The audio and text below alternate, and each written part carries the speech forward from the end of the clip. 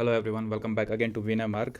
Right, आप लोग देख रहे हैं ये CAPF AC UPSC CAPF AC जो एग्ज़ाम्स हैं उसके प्रीवियस ईयर क्वेश्चन को। इसमें हम देखेंगे कैसे प्रीवियस ईयर क्वेश्चन से फ्यूचर ईयर क्वेश्चन आता है। राइट, और आज हम लोग डिस्कशन करेंगे 2018 का जो क्वेश्चन पेपर था उसके ज्योग्राफी सेक्शन में जो भी क्वेश्चन पूछे हुए थे वो देखेंगे। ऑलरेडी हमने काफ़ी सारे इसके रिगार्डिंग वीडियो बना चुके हैं। जैसे एनडीए का पॉलिटी सेक्शन कंप्लीट कर दिया हमने, CDS का ज्योग्राफी सेक्शन कंप्लीट कर दिया है। ये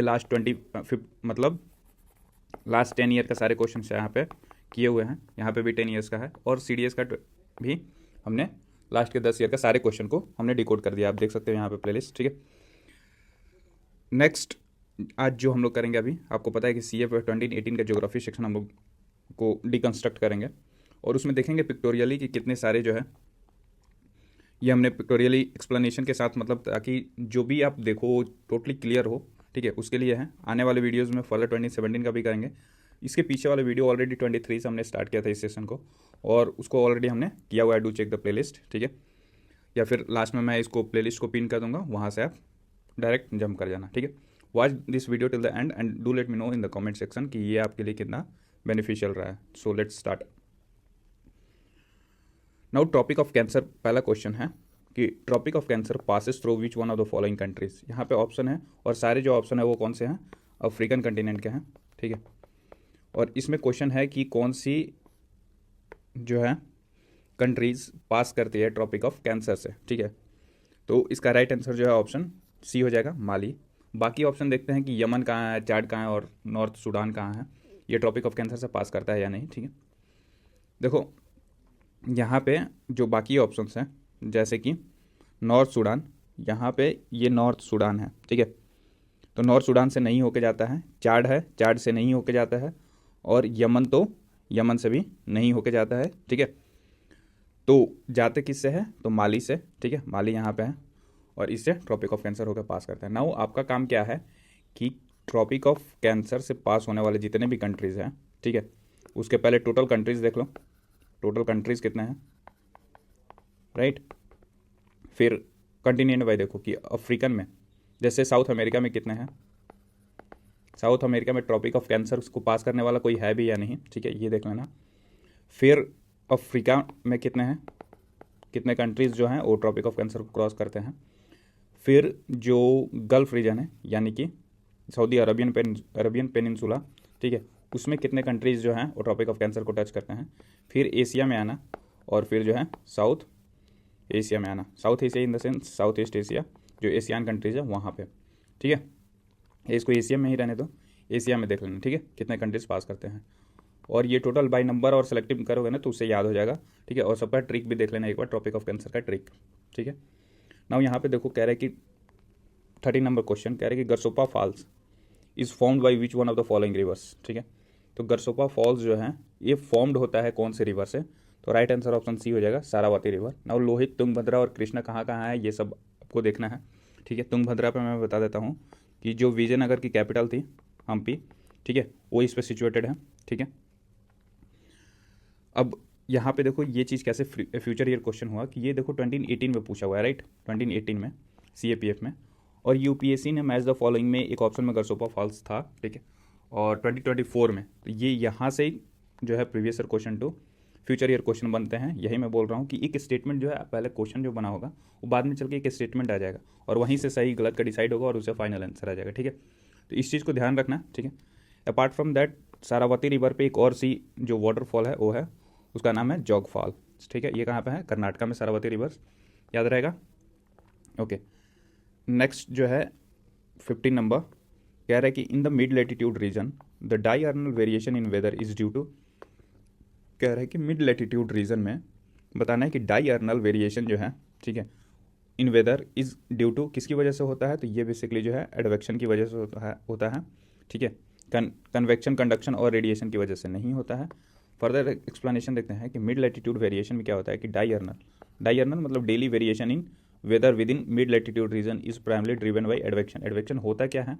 the horizontal transfer of heat slash matters. जो हॉरिजॉन्टली मूवमेंट होता है ना वन प्लेस से अदर प्लेस पे हॉरिजॉन्टली, उसको एडवेक्शन बोलते हैं। ठीक है, नॉट जस्ट कन्वेंशन और रेडिएशन।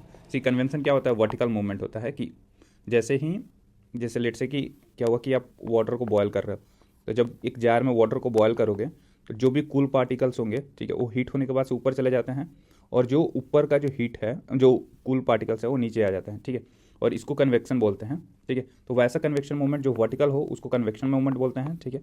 और एडवेक्शन क्या होता है? हॉरिजॉन्टल मूवमेंट होता है। एडवेक्शन क्या होता है? याद रखना है कि ये हॉरिजॉन्टल मूवमेंट होता है, ठीक है। Now 16 number, springs are common in which one of the following areas. Spring कहाँ पे देखने को मिलेगा? वेल ज्वाइंटेड रॉक्स, यहाँ पे स्प्रिंग्स देखने को मिलेंगे। Arid areas with underline rocks, यहाँ पे भी देखने को मिलेगा। यहाँ पे नहीं मिलेगा, एरिड एरियाज में नहीं देखने को मिलेगा। कास्ट टोपोग्राफी में देखने को मिलेगा और टिल्टेड स्ट्राटा में देखने को मिलेगा स्प्रिंग्स, ठीक है।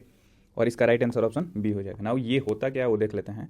यहाँ पे देखो कि basically geology, obviously study of earth is called geology, ठीक है। Where are springs common. अब स्प्रिंग्स जो है ये कॉमन कहाँ होता है? तो वेल ज्वाइंटेड रॉक्स में देखने को मिलता है। कास्ट टोपोग्राफी बेसिकली लाइमस्टोन में देखने को मिलेगा।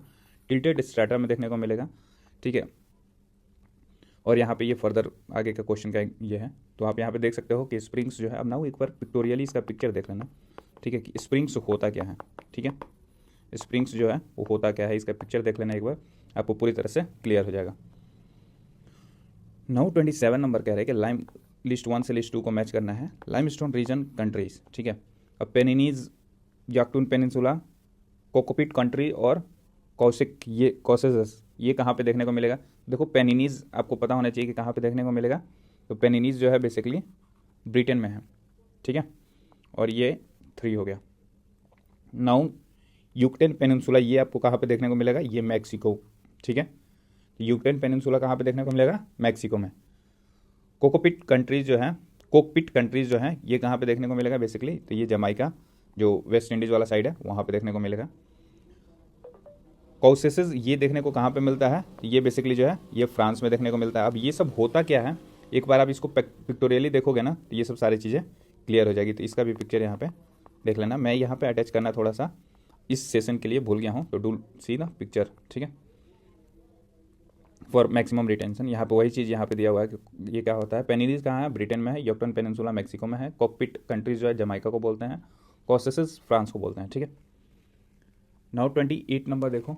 28 नंबर क्वेश्चन क्या कह रहा है कि which of the following cities experiences the warm temperate Mediterranean climate. Basically कह रहा है कि मेडिटेरियन क्लाइमेट से काफ़ी ज़्यादा क्वेश्चन आता है, ठीक है। तो इसको एकदम पूरी तरह से सही से करके जाना चाहिए। मेडिटेरियन क्लाइमेट के बारे में जो भी इन्फॉर्मेशन है हमारे एनसीईआरटी बुक्स में, कह रहे हैं कि which of the following cities experiences the warm temperate Mediterranean climate, right. तो क्या वो केप टाउन है? बिल्कुल है। लॉस एंजलिस मेडिटेरियन क्लाइमेट है। एडिलेड है। सैंटियागो, ये सब कहाँ कहाँ है ये आपको पता होना चाहिए। केप टाउन कहाँ पे है? जल्दी बताओ। लॉस एंजलिस कहाँ पे है ये बताओ। एडिलेड कहाँ पे है? ये ऑस्ट्रेलिया में है एडिलेड, ठीक है। लॉस एंजलिस कहाँ है? यूएसए में, ठीक है। नाउ केप टाउन कहाँ है ये कमेंट में बताओ आप। सैंटियागो कहाँ है? ये बेसिकली जो चिले है उसकी राजधानी, चिले जो है कंट्री, उसकी राजधानी सैंटियागो है। और ये क्वेश्चन पूछा हुआ था किसी न किसी एग्जाम में, है ना। तो राइट आंसर ऑप्शन जो है डी हो जाएगा, क्योंकि ये सब सारे कंट्रीज़ में जो है देखो केप टाउन जो है, ठीक है। 30 नंबर देखो कि which of the following major rivers basin of India is the shortest in length and smallest in term of catchment area. Basically कह रहे हैं कि जो मेजर रिवर्स हैं इंडिया के, उसके जो है शॉर्टेस्ट जो है रिवर बेसिन कौन सा है और smallest in terms of catchment area कौन सा है, राइट। ऑप्शन है आपके पास कावेरी, माही, पेन्नार, साबरमती। राइट आंसर जो है इसका जो शॉर्टेस्ट इन लेंथ भी हो और smallest in terms of catchment area भी हो तो है साबरमती रिवर, ठीक है। नाउ थोड़ा सा एक्स्ट्रा फैक्ट ये देखते हैं कि इसकी कावेरी की ओरिजिन कहाँ पे है, तो ब्रह्मगिरी हिल्स कर्नाटका में, राइट। माही का ओरिजिन, ये इसके बारे में क्या इंपॉर्टेंट फैक्ट है कि ये जो है ये कट करता है ट्रॉपिक ऑफ कैंसर को twice. Now tell me 2 other rivers जो कट करता है ट्रॉपिक ऑफ, एक तो इक्वेटर को और दूसरा जो है ट्रॉपिक ऑफ कैप्रिकॉन को। ये दोनों रिवर जो है वो कौन सा है वो आपको बताना है, मैं बता देता हूँ। ट्रॉपिक ऑफ कैप्रिकॉन को कट करता है लिम्पोपो रिवर, ठीक है। और जो है इक्वेटर को कौन करता है? कॉन्गो, ठीक है। और ये दोनों कहाँ हैं? तो अफ्रीका में है, राइट। और जो कैंसर को करता है अभी हमने देख लिया वो कौन सा? माही। नाउ इसको याद कैसे रखोगे? तो एलसीएम से याद रखना, ठीक है। और एलसीएम क्या है? ये है कैप्रिकॉन, ठीक है, इक्वेटर और ये कैंसर, ठीक है। तो यहाँ से एल से Limpopo river, Capricorn, equator, Congo और कैंसर, माही। ठीक है, तो ये याद रखना, कभी कभी एग्जाम में पूछ लिया जाता है ये सब सारी चीज़ें। ठीक है, नाउ पेन्नार रिवर का जो ओरिजिन है वो कहाँ है, नंदी हिल्स और साबरमती का अरावली। ठीक है, नाउ 31। अब मुझे एक चीज़ कमेंट में बताना कि इसका जो है ये ड्रेन किधर करता है, बे ऑफ बंगाल में या फिर जो है अरबियन सी में। ठीक है, ये कमेंट करके बताना मुझे आप। ठीक है, now 31, Arabian sea records highest salinity than the Bay of Bengal because Arabian sea जो है उसकी सेलिनिटी ज़्यादा होती है देन बे ऑफ बंगाल। क्यों? क्योंकि जो पहला ऑप्शन है कि Arabian sea exhibits high rate of evaporation and low influx of fresh water, मतलब बेसिकली जो है फ्रेश वाटर जो है अरेबियन सी में बहुत कम आता है, और दूसरा कि इसका रेट ऑफ इवोपरेशन जो है बहुत ज़्यादा है इसकी वजह से। ठीक है, अब बाकी जो ऑप्शन ये है कि Arabian sea has shallow water, ये बात गलत है।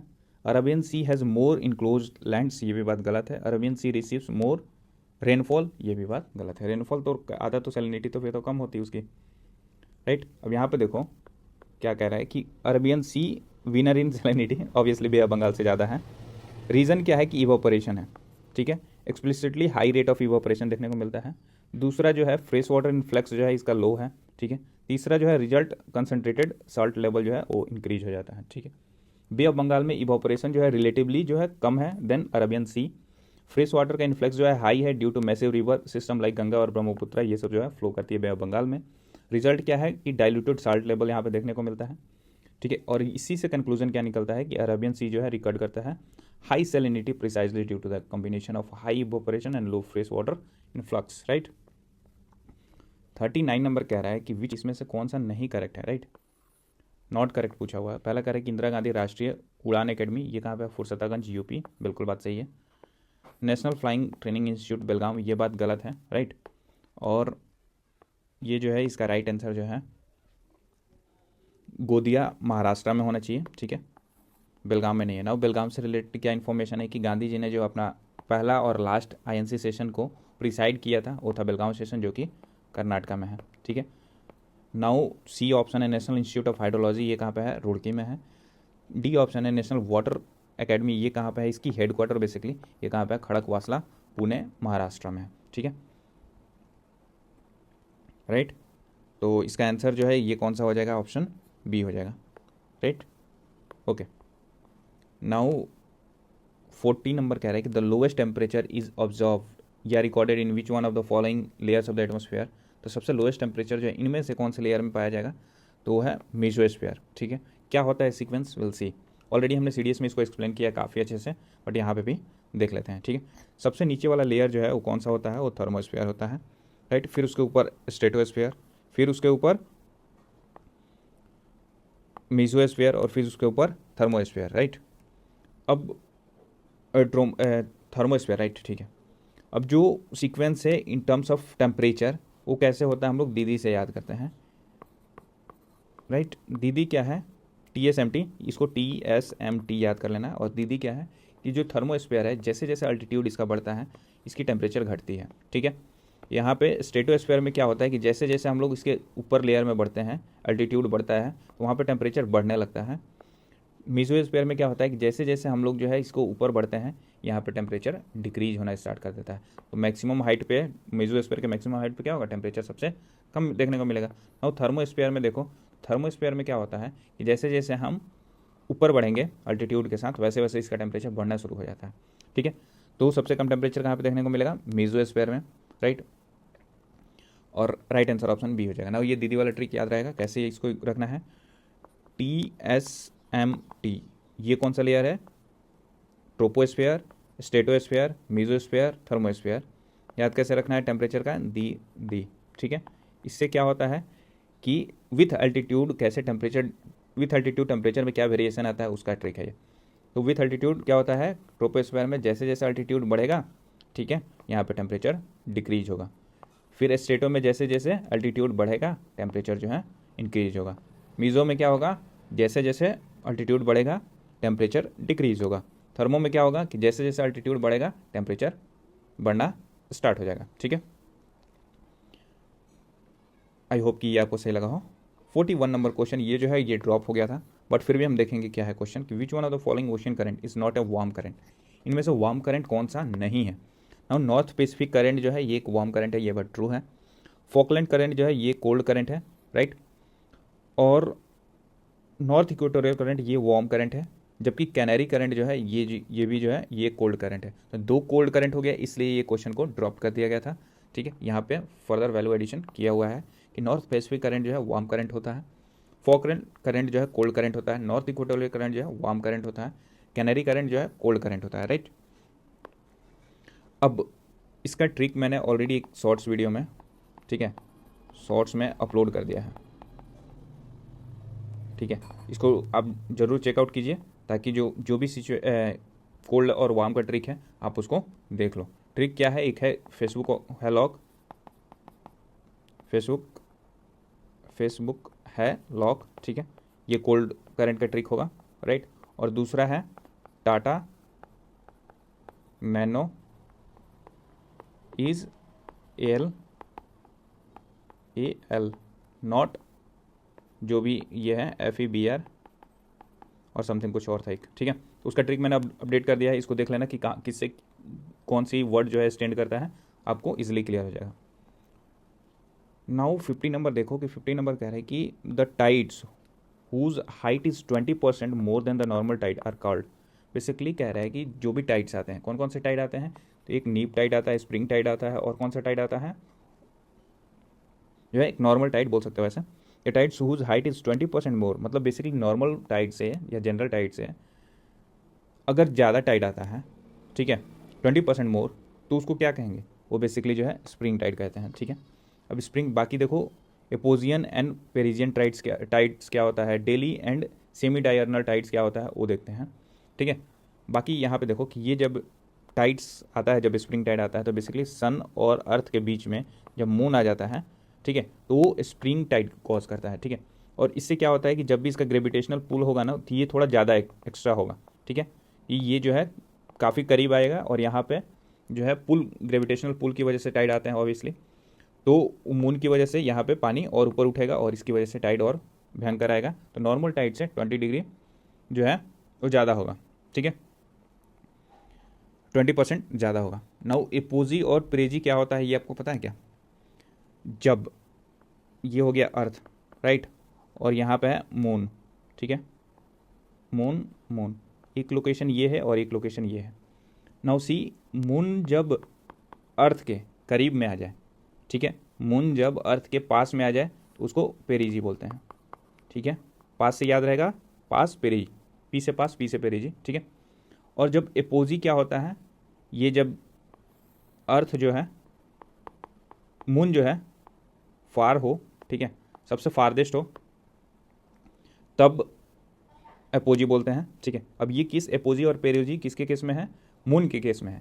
बट जब सन से अर्थ कितना पास और नज़दीक आता है उसको क्या बोलते हैं, उसको पेरीहिलियन और एपहिलियन बोलते हैं। जब अर्थ जो है सन के पास में होगा, या सन जो है अर्थ के पास में होगा वैसे बोल सकते हो, तो उसको पेरीहिलियन बोलते हैं, और जब दूर हो तो उसको एपहिलियन बोलते हैं। ये एपहिलियन और पेरीहिलियन अर्थ और सन के बीच में कनेक्शन है।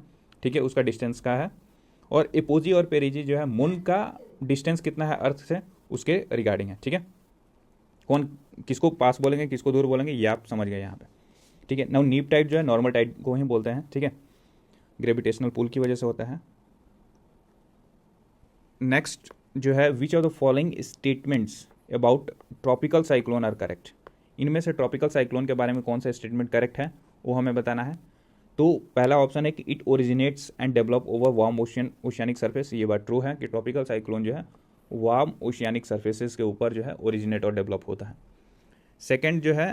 सेकेंड स्टेटमेंट ये कह रहा है कि presence of Coriolis force is necessary for it. तो ये स्टेटमेंट भी ट्रू है कि थोड़ा सा कॉरियोलिस फोर्स भी हो तो ट्रॉपिकल साइक्लोन का इंटेंसिटी कम बढ़ सकता है। ठीक है, उसके इंटेंसिटी को वो इफेक्ट करता है, इन्फ्लुएंस करता है ऐसा। थर्ड ऑप्शन है it occurs in mid latitudinal region. अब आप बताओ कि मिड लैटिट्यूड की बात करेगा तो ये तो टेम्परेट में आ जाएगा ना। ठीक है, अब यहाँ पे पूछा वो ट्रॉपिकल के बारे में। ठीक है, तो यहाँ से ये स्टेटमेंट तीसरा गलत हो गया। फोर्थ कह रहा है कि इट डेवलप्स आई विथ काम। अब आई जो है उसका काम एंड डिसेंडिंग एयर कंडीशन, ये बात ट्रू है, ठीक है। और राइट आंसर ऑप्शन जो है 1, 2 एंड 4 हो जाएगा ऑप्शन बी, ठीक है।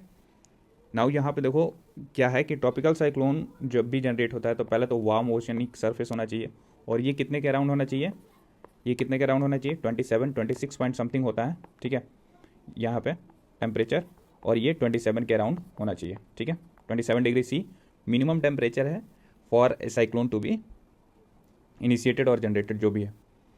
सेकंड जो है कारियोलिस फोर्स उसको इन्फ्लुएंस करता है, उसको कितना फास्ट होगा कितना स्लो होगा उस पर। तीसरा जो है जब भी साइक्लोन आता है तो एक सेंटर के अराउंड ऐसे ऐसे ऐसे ऐसे घूमेगा, ठीक है। जब घूमेगा तो वो सेंटर जो है ना उसको आई बोलते हैं पहली बात, और दूसरा जो है यहाँ पे ये काम एरिया है, ठीक है। सबसे काम एरिया पूरा इस इवेंट में सबसे काम एरिया जो है उसका आई होगा, उसका सेंटर होगा, और वहाँ पे क्या होगा, एयर डिसेंड करेगा, ठीक है। जैसे कि लेट से कि इधर से एयर आया, वार्म एयर आया, उठ गया, इधर से वार्म एयर आया, उठ गया। अब यहाँ पे ये इसका सेंटर है, यहाँ पे जो है थोड़ा सा डिसेंडिंग कहाँ जाएगा, तो ये आई के पास ही डिसेंड करेगा और ऐसे ऐसे चक्कर लगाएगा, ठीक है। तो ये साइक्लोनिक मूवमेंट होता है। क्या होता है वो देख लिया हमने।